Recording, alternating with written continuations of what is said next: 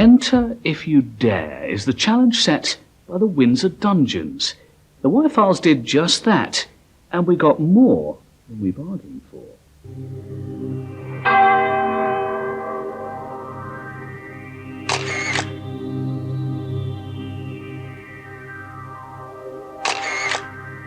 It's not surprising that you might feel a bit of a chill as you journey through the Windsor Dungeons. After all, that's what they're designed to give you.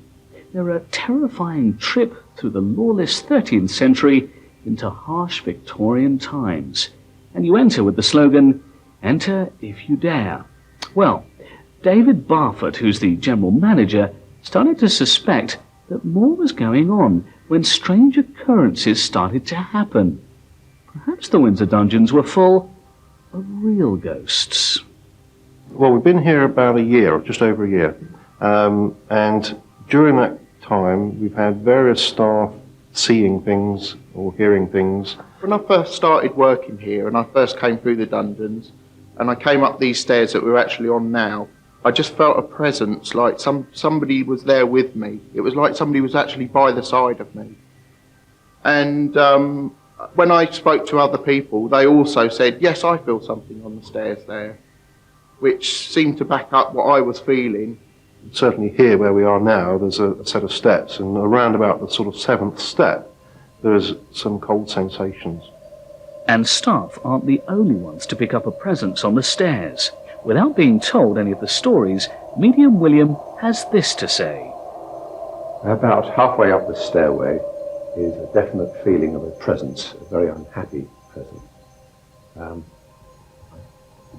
I've been aware of this for about a year, 18 months. It's about halfway up, about the 7th step. There's also a definite sort of a smell of some sort, which I can't define. It doesn't sound like smell like food, but it smells like something rancid. That's what it smells. I also had my wife come through here, and she stood on a step and said, there's a strange smell here. And it was only on the one step that she could actually smell this strange smell. They might feel a presence on the stairs, but they're actually seeing things elsewhere in the dungeons. In the shop, we actually have where you can just see into the exhibition. Quite often you'll see someone pass the door, but there's nobody there. When we're working in the shop, we quite often see people go past the door and there's nobody there. When you go to look, there's just nobody there. And I've waited for them to come past me so that I can scare them, and I've waited a long time.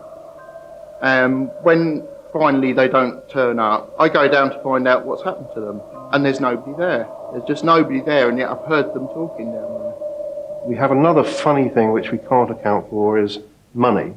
When we cash up at night, 3 people will count the float for £50 for the till, and we tie it up in the bag, put it in the safe, and the next morning it can be 70p short or 70p over.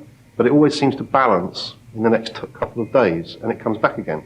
And that after a day's trading, for instance, we could be 70p up, but we were down in the morning. You can't explain that, and no one's taking 70p or 40p. It's just a very odd thing that happens in here. The shop presence is quite ethereal, but the next one definitely isn't. One of my staff has seen a little old lady looking at the exhibitions, and she hasn't come through our ticket office, and she doesn't leave the building. But as you walk through, you just notice someone, and then you say to someone else, oh, there's a little old lady looking at the sign then. And she didn't appear. She's been seen a couple of times. Her presence was also felt by our medium.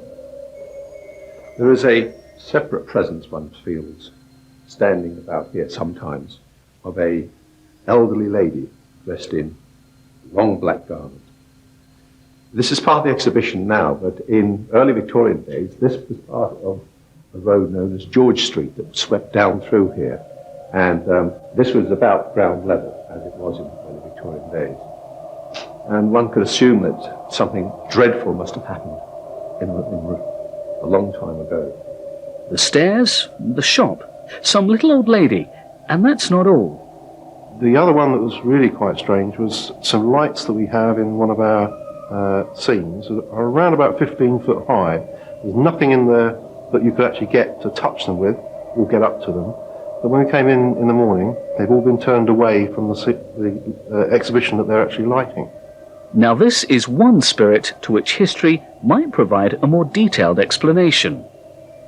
A young boy of about 8 or 9 that was hanged in Windsor and was reputedly the youngest person in England hanged for setting fire to the outhouses of the hotel at the front, right on the main street.